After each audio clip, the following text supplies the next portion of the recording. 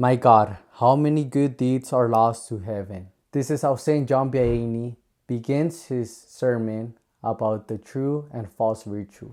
In this video, we're going to talk about that. True virtue and false virtue. St. John Vianney is my favorite saint. When I started to get closer to my religion, St. John Vianney helped me so much in that.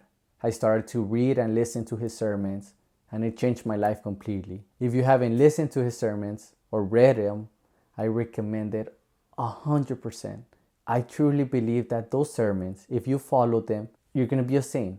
Firstly, a sincere Christian, for his salvation, should not be content with practicing good deeds. He must also know why he does them and the way to practice them. Secondly, one must bear in mind that it is not enough to appear virtuous in the eyes of the people, but we must be virtuous in our hearts. The heart is what matters. It's not about what you do from the outside, it's what's inside. Because I could tell you, oh, God bless you, I love you. But inside of me, I could be like, oh, I hate this guy, I dislike this guy, he's ugly and this. So it's not really what matters from the outside, what you do, it's what matters in the inside. As Jesus said in St. Mark 7:20, what comes out of a man is what defiles a man.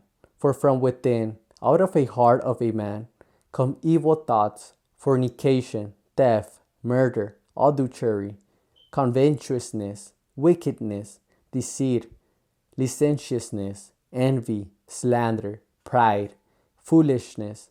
All these evil things come from within, and they defile a man. St. John Vianney, that for a deed to be pleasing to God, it must meet three conditions. First, it must be internal and perfect. Second, it must be humble and without regard to one's own self-esteem. Third, it must be constant and persevering. If in all your acts you find these three conditions, be sure that you are working for heaven, says St. John Vianney. Our exterior, therefore, should be nothing more than an instrument to show what happens inside us. St. John Vianney tells us that we will see that many people are deceived in practicing good and go straight to hell. He tells of a mother who is really confident because she goes to mass, she prays, she does good deeds, she helps other people, but at the same time, she's seeing and she's being a witness on how her children are losing their faith. They don't believe in God anymore. She lets them go to inappropriate places, do inappropriate things, dress inappropriately. And this is what St. John Vianney will say to that kind of mother. Come on, blind and reprobate mother. Get out of here. Leave your prayers. Don't you see that your conduct is like that of the Jews, who knelt before Jesus only to pretend to worship him? You come to worship the good God, while your children are about to crucify him. Poor blind woman, you don't know what you say or do. Your prayer is nothing more than an insult to our Lord. Oof. He tells of a father who might be good by not letting his children say bad words, but at the same time, he lets them go to indecent places where all they say is bad things and do bad things. Another may believe he's doing very good because he doesn't blaspheme, does not steal, and he's not dominated by impurity. But he doesn't even try to correct those thoughts of hatred, envy, and jealousy that assault his mind throughout the day. We might see another young man, really virtuous. He goes to mass, he prays, and this and that. But at the same time, we see him going to bars, drinking, saying inappropriate things, doing drugs. We might see another woman who is really virtuous. She goes to mass, but at the same time, she goes to dances, dressed inappropriately, semi-naked. This is what St. John Vianney has to say to all of them. Go on, poor hypocrite. Go on, ghost of a Christian. A day will come when you see that you have only worked for your damnation. In all honesty, we are all a bunch of hypocrites, including me. We all try to appear virtuous to the eyes of others. Oh, look at him, he prays a lot, he goes to mass. But in the inside, it's all full of darkness. We really don't care. We're just doing it because it's a habit. We just go to mass because our parents told us to. We are hypocrites, and we cannot be like that anymore. We are even worse than the atheists. There's atheists that say, I don't like Jesus. And they're honest. They're like, I don't like God. But we are hypocrites. We say, oh, yes, Lord, I love you a lot. But our acts don't show that. We do bad things. We're worse than them because at least they're being truthful. While us, we're not being truthful. And I know there's some of you that are truly virtuous, that you truly love God. But the majority of us, including me, we're hypocrites. Honest with ourselves. Because that's the first step for us to change.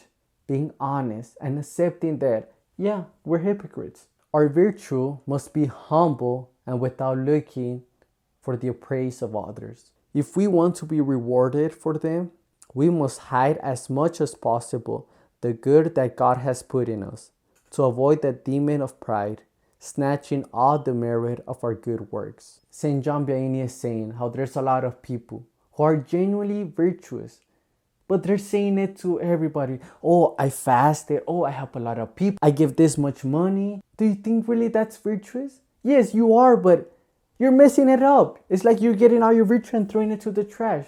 Jesus himself told us, don't let your left hand know what your right hand is doing. What he's trying to say with that is, you don't have to say your good deeds. Stay quiet, and that's it. Let me tell you a story. I used to fast every Wednesday and Friday. And I remember every time I fasted, I was looking all like this, and people asked me, Sergio, what's wrong? Oh no, it's because I'm fasting. Oh, it's because of I haven't eaten. And that was dumb. I was just doing it for people to be like, oh, okay, he's quite holy. I was a hypocrite. I was just looking for the self-esteem of others. And we shouldn't be like that. We should do good deeds, but only God should know. If you're doing good deeds, which is good, great, bravo. But if you're telling everybody, oh, I did this. Oh, look, come. You see that? Oh, yeah, I helped those kids. Come on. All those virtues, instead of helping you, they're harming you in the long run. Let's remember what happened in Mark 12:41-44, when there was this poor, humble lady who went and gave only 2 cents, while others, they were giving a lot of cents, a lot of coins, and they were making a lot of sound when they were falling. And then comes this poor lady, 2 coins, little coins, ding, ding. That's it. A lot of people said, oh no, this lady is nothing. But look at the other guys. Oh, those people, they are really virtuous because they're giving a lot of money. And what did Jesus say to his apostles? You see that lady? She has given more than all the other people because she gave everything that she had. While the others, they only gave of the coins they had extra. And we have to find inspiration and motivation in that lady. We have to be like that, doing everything with love. And it doesn't have to be big things, just giving our all. And not being like the other hypocrites that give a lot, but then they're telling everybody. No, let's be like the lady, that poor and humble, beautiful lady. And finally, we must persevere in doing good. St. John Vianney tells us about people who go to confessions and then 1 to 2 days go by and they have sinned again. They have sinned. They don't really try. They don't really care. This is what St. John Vianney has to say about them. You practice a falsified religion, a routine religion, a religion regulated by your inclinations, but not rooted in the depth of your heart. Go on, my friend. You are fickle. Go on, my brother. All your devotion is falsified. In everything you practice, you are a hypocrite and nothing more. The first place in your heart is not occupied by God, but by the world and the devil. And obviously, we're going to keep sinning over and over again. But that's not what St. John Vianney is saying. He's referring to those kind of people that they don't try. They truly don't try. I met this guy, this person I knew once. He will go to Mass. After Mass, he will come back home and he will beat his wife. I felt like I'm not sure what he was thinking.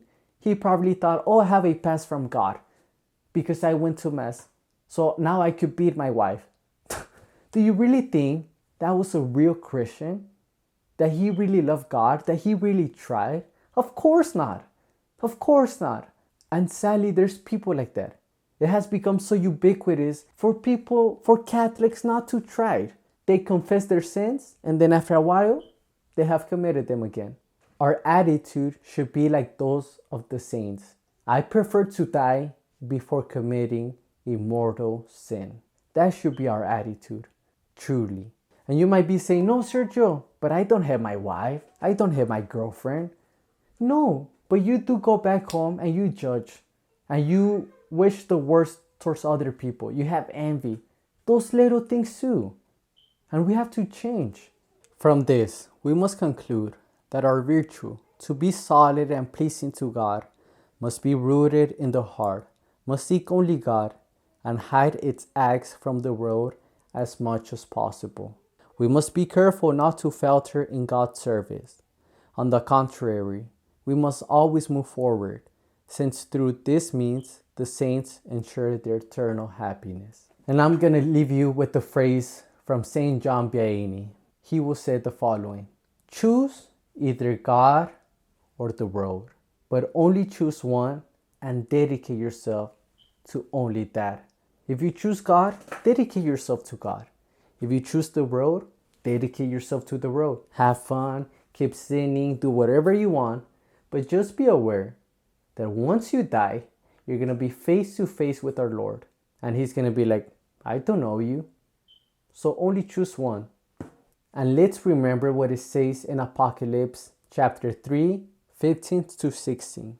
I know your works. I know that you are neither cold nor hot.